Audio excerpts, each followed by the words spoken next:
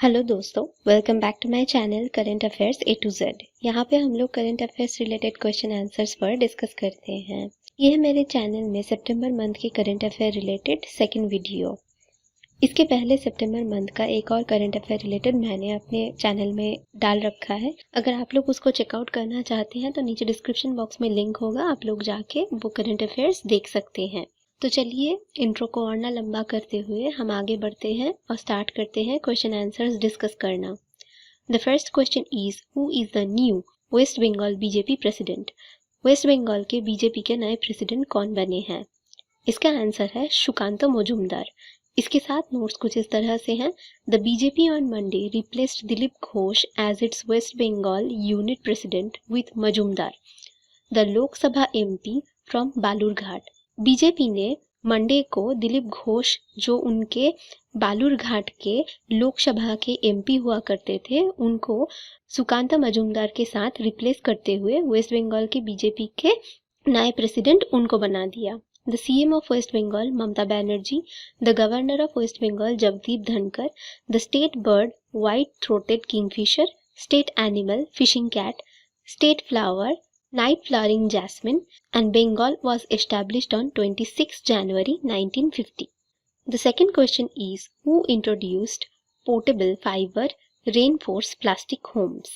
किन्होंने portable fibre reinforce plastic home का introduce किया है? इसका आंसर है स्वाति पटनायक। इसके साथ नोट्स कुछ इस तरह से हैं। Building a home just got easier for the first time in Odisha.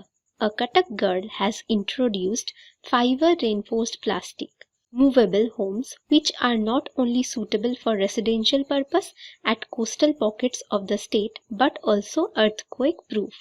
Odisha में घर बनाना अब पहले से भी ज़्यादा आसान हो गया है, जबकि कटक की रहने वाली एक लड़की ने fibre reinforced plastic movable homes का इंट्रोड्यूस किया है, जो कि कोस्टल एरिया में घर बनाने के लिए सिर्फ बहुत ही अच्छा मटेरियल नहीं है, वो अर्थक्वेक प्रूफ भी है। The CM of Odisha Naveen Patnaik, governor of Odisha Ganeshi Lal, state bird Indian roller, state animal sambar deer, state flower Ashoka tree, foundation day 1 April 1936. The third question is recently ISRO has signed agreements with which two space startups?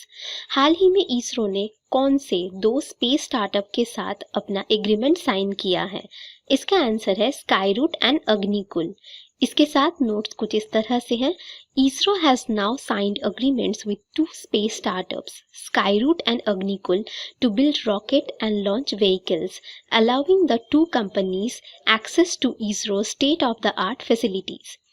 ISRO ने हाल ही में Skyroot और अग्निकुल नाम के दो space startup companies के साथ मिलकर रॉकेट लॉन्च करने के लिए और व्हीकल लॉन्च करने के लिए एक एग्रीमेंट साइन किया है, और ये दो कंपनीज इसरो की बहुत ही उम्दा फैसिलिटीज को अपने काम में लगाते हुए अगले जनरेशन पर काम करेंगे। मतलब ये जो रॉकेट लॉन्च है या फिर व्हीकल लॉन्च है, इस पर काम कर पाएंगे। ISRO formed on 15 August 1969, headquarters Bangalore, chairman के Sivan. The Indian National Committee of Space Research was established by Jawaharlal Nehru under the Department of Atomic Energy in 1962. 1962 में Department of Atomic Energy के साथ मिलकर उन्हीं के अंडर में जवाहरलाल नेहरू जी ने Indian National Committee for Space Research प्रतिष्ठा किया था। On the urging of scientist Vikram Sarabhai, recognizing the need of space research, क्योंकि जो साइंटिस्ट विक्रम साराभाई थे, उन्होंने स्पेस रिसर्च पर जो ज़रूरत है वो उनके सामने लाकर उन्होंने बताया था। INCOSPAR Guru and become ISRO इन 1969। ये जो इनकोस्पार है वो बाद में इसरो बनी 1969 में with in DAE, department of atomic energy के साथ मिलकर। The fourth question is who is the new CM of Punjab? Punjab के नए चीफ मिनिस्टर कौन बने हैं? इसका आंसर है चरणजीत सिंह चन्नी। इसके साथ नोट्स कुछ इस तरह से हैं। Channi has become Punjab's first Dalit chief minister. Channi Punjab के पहले दलित चीफ मिनिस्टर बने हैं। The Congress high command has appointed Chamkaur Sahib MLA Charanjit Singh Channi as captain Amarinder Singh successor. Chamkaur Sahib के एमएलए चरणजीत सिंह चन्नी को कांग्रेस के हाई कमांड ने कैप्टन अमरिंदर सिंह के जगह पर अपॉइंट किया है। The governor of Punjab Banwari Lal Purohit, state bird northern गॉसहॉक, state animal black buck, state flower gladiolus foundation 1 November. The fifth question is who won the Canada election 2021? किन्होंने कनाडा इलेक्शन 2021 जीता है? इसका आंसर है liberal prime minister Justin Trudeau. इसके साथ notes कुछ इस तरह से हैं। Canadians returned liberal prime minister Justin Trudeau to power Monday in hotly contested elections against a rookie conservative leader, but he failed to gain an absolute majority. एक rookie conservative leader के against Monday को Canadians ने liberal prime minister Justin Trudeau को अपनी जगह पे वापस लाया है। उनके पहले जो थे वहाँ के कंजर्वेटिव लीडर, वो जनता का विश्वास जीतने में असमर्थ रहे।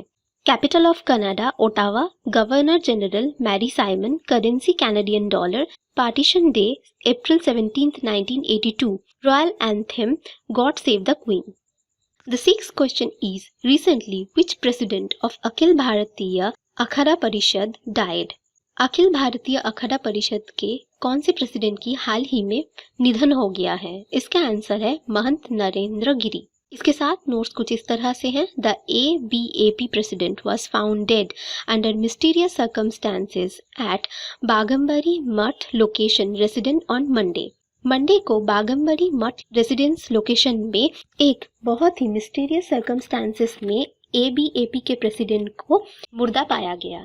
The CM of UP Yogi Adityanath, governor of UP Anandiben Patel, state board of UP sarus crane, state animal of UP barasingha, state flower secretary, foundation day 24 January, capital of UP Lucknow. The seventh question is when we celebrate International Day of Peace? हम लोग कब International Day of Peace मनाते हैं? इसका answer है 21 September। इसके साथ notes कुछ इस तरह से हैं। The International Day of Peace was established in 1981 by the United Nations General Assembly. ये International Day of Peace 1981 में यूनाइटेड नेशन की जनरल असेंबली द्वारा एस्टैब्लिश की गई थी। This year, the theme of International Day of Peace is Recovering Better for an Equitable and Sustainable World. और इस साल International Day of Peace का थीम था Recovering Better for an Equitable and Sustainable World. It focuses on how to help everyone recover better, how to build resilience, and how to transform our world into a place that is more equal, more just, equitable, inclusive, sustainable, and healthier. और ये focus करती हैं बेहतर कल बनाने पर और बेहतर रेजिलियंस बिल्ड करने पर। और ये लोग ये भी सोचते हैं कि दुनिया को ऐसा प्लेस कैसे बनाया जाए जहाँ पे सब कुछ और भी ज़्यादा इक्वल, इक्विटेबल, इंक्लूसिव, सस्टेनेबल और हेल्दियर हो सबके लिए। The eighth question is, which Indian Air Force station plan to build parallel taxi track? कौन से भारतीय air force station parallel taxi track बनाने के बारे में प्लान कर रही हैं? इसका आंसर है सुलूर एयरफोर्स स्टेशन। इसके साथ नोट्स कुछ इस तरह से हैं। The defence ministry plans to build a parallel taxi track at the Sulur air force station to ensure unhindered operations in the event of the main runway coming under attack in times of war. Defence ministry एक parallel taxi track Sulur air force station में बनाने के बारे में सोच रही है, क्योंकि जब वॉर का टाइम आता है तब उनका जो मेन रनवे है वो दुश्मनों द्वारा अटैक की जाने पर उनको डर लगा रहता है। PTT operations are a challenging task as the crew is required to land and take off from the taxi track. PTT operation एक बहुत ही चैलेंजिंग काम होता है क्योंकि क्रू को एक ही ट्रैक से टेक ऑफ और लैंड करना पड़ता है, which is considerably smaller in width than the runway, जो कि रनवे से बहुत ही छोटा होता है considerably, with proximity to obstructions as compared to the main runway. और मेन रनवे के कंपैरिजन में इसका ऑब्स्ट्रक्शन और प्रॉक्सिमिटी बहुत ही कम होता है। The ninth question is who will be the new chief of air staff? Air staff के नए चीफ कौन बनेंगे?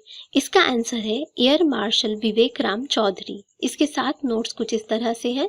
Air Marshal Vivek Ram Chaudhary will take over as Chief of Air Staff after the retirement of Air Chief Marshal R.K.S. Bhadodia on September 30. September 30 को air chief marshal R.K.S. भदौड़िया के retirement के बाद air marshal Vivek Ram Chaudhari नए chief बनेंगे।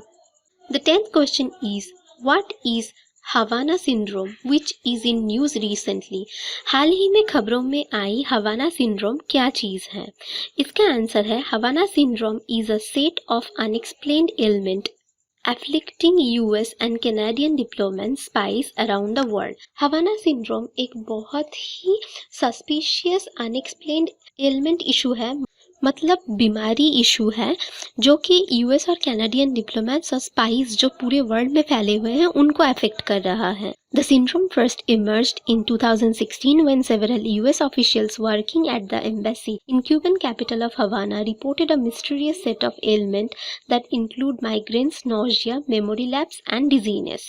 ये syndrome पहली बार खबरों में आया था 2016 में, जबकि क्यूबन कैपिटल हवाना के एम्बेसी में काम कर रहे कुछ यूएस ऑफिशियल्स एक बहुत ही मिस्टीरियस शारीरिक समस्या के बारे में उन लोगों को रिपोर्ट करते हुए दिखे, जिसमें से माइग्रेन, नोजिया, मेमोरी लॉस और डिजीनेस भी शामिल था।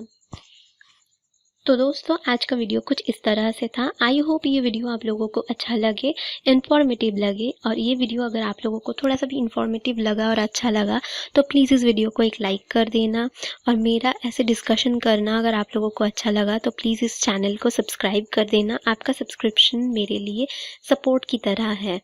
तो चलिए मिलते हैं नेक्स्ट वीडियो में और नए नए करंट अफेयर्स के साथ। Till then bye bye.